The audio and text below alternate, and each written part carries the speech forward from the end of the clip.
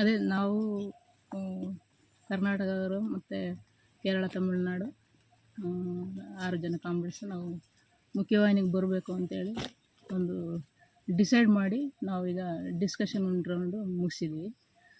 ಅದೇ ರೀತಿಲಿ ನಮಗೆ ನಾವು ಫಸ್ಟ್ ಡಿಸ್ಕಷನ್ ನಮಗೆ ಪಾಸಿಟಿವ್ ಆಗಿರುವಂಥ ನಾವು ಇಟ್ಟಿರುವಂಥ ಡಿಸ್ಕಷನ್ನ ನಾವು ಒಂದು ಹಂತದಲ್ಲಿ ಡಿಸ್ಕಷನ್ ನಡೆದಿದೆ. ಇವಾಗ 2ನೇ ರೌಂಡು ನಮಗೆ ಡಿಸ್ಕಷನ್ನು ನಡೀತಾ ಇದೆ.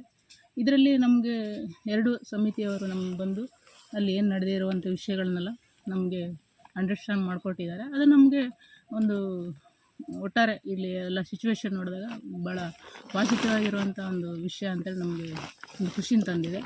ಅದನ್ನು ನಾವು ಎಲ್ಲರೂ ಕೂಡ ನಾವು ನಮ್ಮ ಎಲ್ಲ ಕಾಮ್ರೇಡ್ಸ್ ಕೂಡ ಅದನ್ನು ನಾವು ಸ್ವಾಗತಿಸ್ತೀವಿ. ಮತ್ತು ನಾವು ಅದನ್ನು ಮುಂದೆ ನಾವು ಜನರ ಮುಂದೆ ಕೂಡ ನಾವು ಅದನ್ನು ಮುಂದೆ ತಗೊಂಡು ಹೋಗೋಕ್ಕೆ ಬಯಸ್ತೀವಿ. ನಾವು ಇಟ್ಟಿರುವಂಥ ಡಿಮ್ಯಾಂಡ್ಗಳನ್ನು ಸರ್ಕಾರ ಕೂಡ ಈಡೇರಿಸುತ್ತೆ ಅನ್ನುವಂಥ ನಮಗೆ ಭರವಸೆಯೊಂದಿಗೆ ನಾವು ಸರ್ಕಾರ ಮತ್ತು ಇಲ್ಲಿರುವಂಥ ಏನು ಎಲ್ಲ ಶ್ರಮ ಹಾಕಿದವರು ಎಲ್ಲರೂ ಮತ್ತು ಕಮಿಟಿಗಳ ಎಲ್ಲ ಮೆಂಬರ್ಸು ಕೂಡ 2 ಸಮಿತಿಯ ಮೆಂಬರ್ಸು ಕೂಡ ಏನು ಇವಾಗ ಎಲ್ಲ ರೀತಿಯ ಶ್ರಮಗಳನ್ನು ಹಾಕಿ ನಮ್ಮನ್ನು ಒಂದು ಮುಖ್ಯವಾಹಿನಿಗೆ ತಗೊಂಬಂದು ನಾವು ಅಲ್ಲಿ ಏನು ಪ್ರಜಾತಾಂತ್ರಿಕವಾಗಿ ಮತ್ತು ಸಂವಿಧಾನಾತ್ಮಕವಾಗಿ ಏನು ಹೋರಾಟ ಮಾಡಬೇಕು ಅಂತೇಳಿ ಏನು ಬಯಸ್ತಿದ್ದಾರೋ ಕಮಿಟಿಯವರು, ಅದೇ ರೀತಿಲಿ ನಾವು ಜನರ ಪರವಾಗಿ ನಾವು ಕೊನೆ ತನಕ ನಿಲ್ತೀವಿ. ಜನರಿಗಾಗಿ ಹೋರಾಟ ಮಾಡಲಿಕ್ಕೆ ಯಾವುದೇ ರೀತಿ ನಾವು ಹಿಂಜರಿಯಲ್ಲ.